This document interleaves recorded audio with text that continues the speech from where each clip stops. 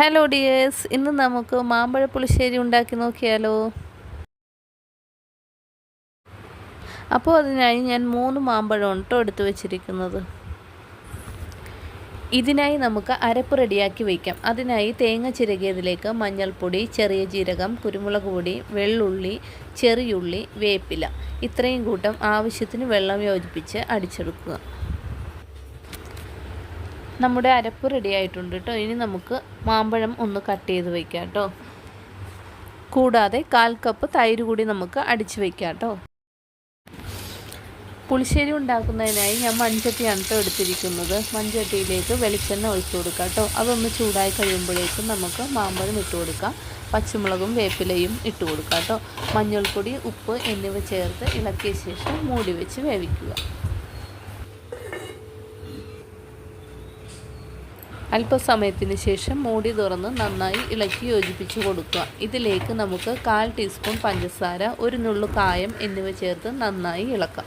അതിനുശേഷം നമ്മൾ തയ്യാറാക്കി വെച്ചിരിക്കുന്ന അരപ്പ് കൂടി ഇതിലേക്ക് ചേർത്ത് കൊടുക്കുക. ആവശ്യത്തിന് വെള്ളം കൂടി ഒഴിച്ചു കൊടുക്കുക കേട്ടോ. വെള്ളം ഒഴിക്കുമ്പോൾ ചൂടുള്ള വെള്ളം തന്നെ ഒഴിച്ചു കൊടുക്കണേ.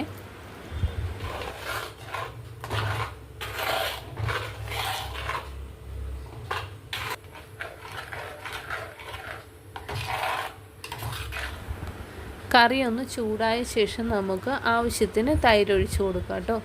തൈര് ഒഴിച്ച് കഴിഞ്ഞ് തിളക്കേണ്ട ആവശ്യമൊന്നുമില്ല കേട്ടോ. നമുക്ക് അപ്പം തന്നെ ഓഫ് ചെയ്യാവേ. മൂടി വെച്ചിട്ട് നമുക്ക് താളിച്ച് കൂടി ഒഴിക്കാം.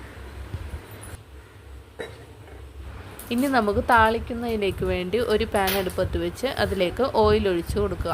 ആവശ്യത്തിന് ഉലുവ, കടുക് എന്നിവ പൊട്ടിയ ശേഷം വറ്റൽമുളക് ഇട്ട് കൊടുക്കുക. കറിവേപ്പില ഇട്ട് കൊടുക്കുക. ചെറിയുള്ളി കുഞ്ഞായി അരിഞ്ഞതുകൂടി ഇട്ട് കൊടുക്കുക.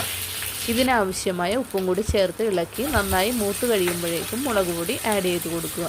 ഈ കൂട്ടുകൂടി നമ്മുടെ കറിയിലേക്ക് ഇട്ട് കൊടുക്കുക കേട്ടോ.